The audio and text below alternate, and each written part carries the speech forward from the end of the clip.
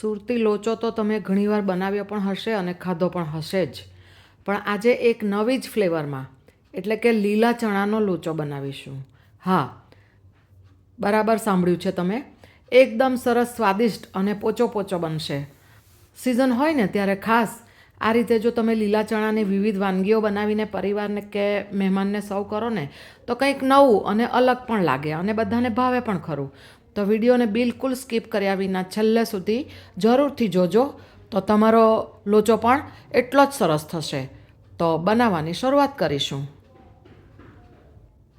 નમસ્કાર, હું કલ્પના અજય નાયક. મારા કિચનમાં આપ સૌનું સ્વાગત છે. આ 500 ગ્રામ લીલા ચણા છે અને ખાસ આ લીલા ચણાને તમે બીજા કયા નામથી ઓળખો છો એ કોમેન્ટમાં મને જરૂરથી લખજો. તો હવે આ ચણાને આપણે દાણા કાઢી લીધા છે અને આ દાણાને એક વખત પાણી વડે સારી રીતે ધોઈ લઈશું અને ત્યારબાદ ફ્રેશ પાણી ઉમેરીને 4 કલાક સુધી એને પલાળી રાખવાના છે.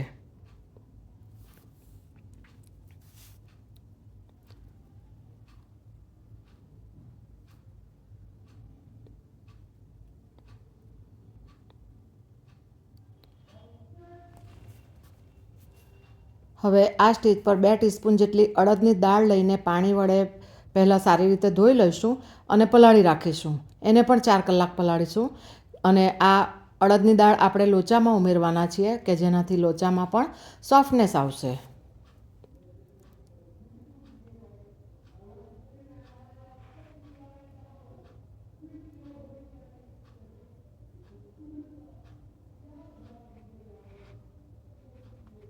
હવે 4 કલાક બાદ આપણે પલાળેલા ચણા જોઈ લઈએ તો આ રીતે સફેદ છારી જેવું આવશે. તો આ પાણી કાઢી નાખીશું અને ચણાને એક વખત પાણી વડે સારી રીતે ધોઈ લઈએ.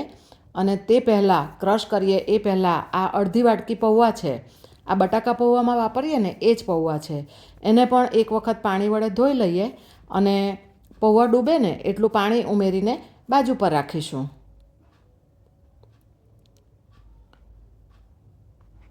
હવે ચણા જે પલાળ્યા છે એને થોડા થોડા મિક્સર જારમાં લઈશું અને ક્રશ કરી લઈએ. મેં પાણી નથી ઉમેર્યું અને આ બાઉલની મને જરૂર છે એટલે એને હું બીજા બાઉલમાં ટ્રાન્સફર કર્યા અને આ રીતે સાધારણ કરકરા રહે ને એ રીતે ક્રશ કરી લીધા છે. સાવ પેસ્ટ નથી કરવાની, એ ખાસ યાદ રાખજો. હવે બીજા લોટમાં થોડા ચણા લઈશું અને એને પણ ક્રશ કરી લઈએ.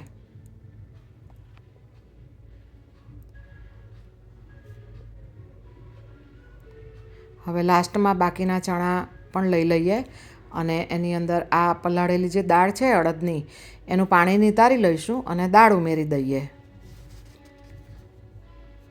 અને ક્રશ કરી લઈશું.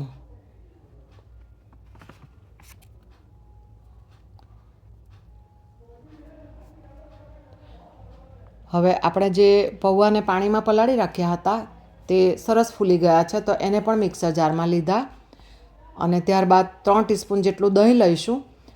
થોડું ખાટું હોય ને તો સારું, પરંતુ મારું આ દહીં સાવ ખાટું નથી એટલે હું થોડો લીંબુનો રસ ઉમેરવાની છું.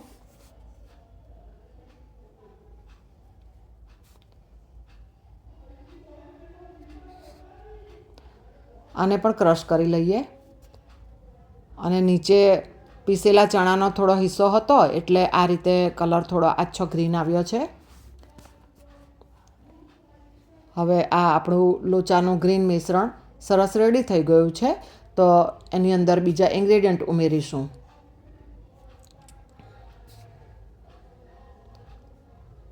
તો અગાઉ કહ્યું એ મુજબ 2 ટીસ્પૂન જેટલો લીંબુનો રસ ઉમેર્યો. લીલા ચણાની સિઝન એટલે શિયાળો અને વળી દહીં પણ થોડું ઓછું ખાટું હતું એટલે આમ કરવાથી ખટાશનો ટેસ્ટ પણ આવશે. તમે ખાટું દહીં જો લેવાના હો ને તો અડધી વાટકી જેટલું લઈ લેજો. હવે 2 ટેબલસ્પૂન જેટલું તેલ કે જેનાથી લોચો ખાતી વખતે ગળામાં સાવ કોરો નહીં લાગશે અને સુંવાળો બનશે. અને સારી રીતે મિક્સ કરીને હું એને ઓવરનાઇટ રાખવાની છું અને સવારે લોચો બનાવવાની છું.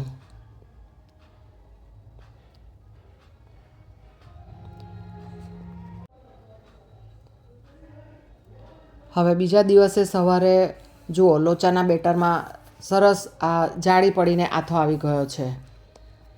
તો હવે બાકીના મસાલા ઉમેરીશું.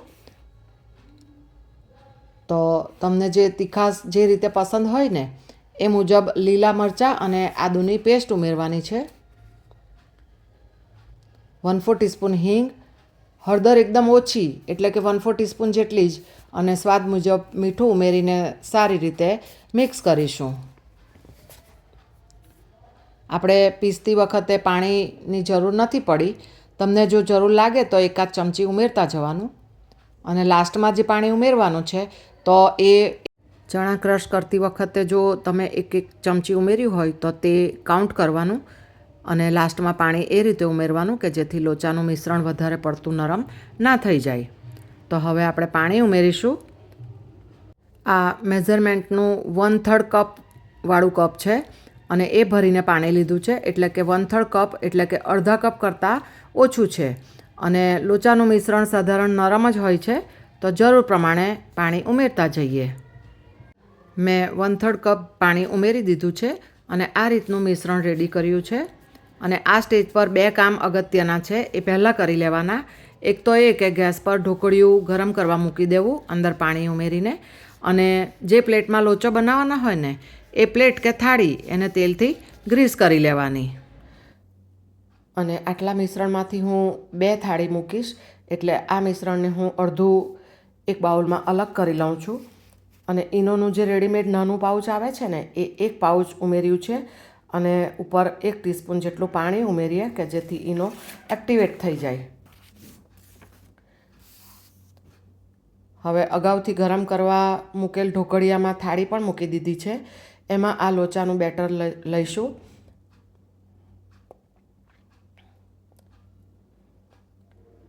અને ગેસની ફ્લેમને મીડિયમ રાખવાની, અને 12 થી 13 મિનિટ એને લોચાને સ્ટીમ કરી લઈશું.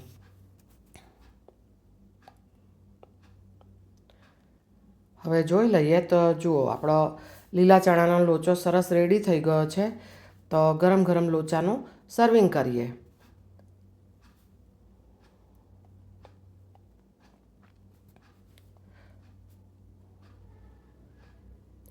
ઉપરથી બારીક સમારેલા કાંદા છે, અને લોચા ઉપર સ્પ્રિંકલ કરવાનો મસાલો છે કે જેમાં સંચળ પાવડર, મરી પાવડર અને લાલ મરચું પાવડર મિક્સ કરેલો છે. અગાઉ સાદો લોચો કેવી રીતે બને એની રેસીપી મેં પોસ્ટ કરી છે આ ચેનલ પર. એમાં આ મસાલાની રીત મેં બતાવી છે. લોચા પર બટર અથવા તેલ સર્વ કરાય છે, તો મેં તેલ લીધું છે. ગ્રીન ચટણી છે. લોચા અને ખમણ સાથે પીરસાય એવી ચટણી કેવી રીતે બને એ પણ મેં આ ચેનલ પર મૂકી છે. અને તળેલા મરચાં અને કાંદા તથા સેવ રેડીમેડ લાવી છું. તો આ થયો એક નવી જ ફ્લેવરમાં, એટલે કે લીલા ચણાનો પોચો પોચો ગરમ ગરમ અને સ્વાદિષ્ટ એવો લોચો. રેસીપી જો ગમે તો લાઈક અને શેર કરજો. અને આ વિડીયો તમે કયા શહેરમાંથી જોઈ રહ્યા છો એ લખજો, કે જેથી મને પણ ખબર પડે કે મારા વ્યુઅર ક્યાં ક્યાંથી એટલે કે કઈ કઈ જગ્યાએથી આ વિડીયો જુએ છે. અને તમારું ધ્યાન રાખજો, અને આવજો.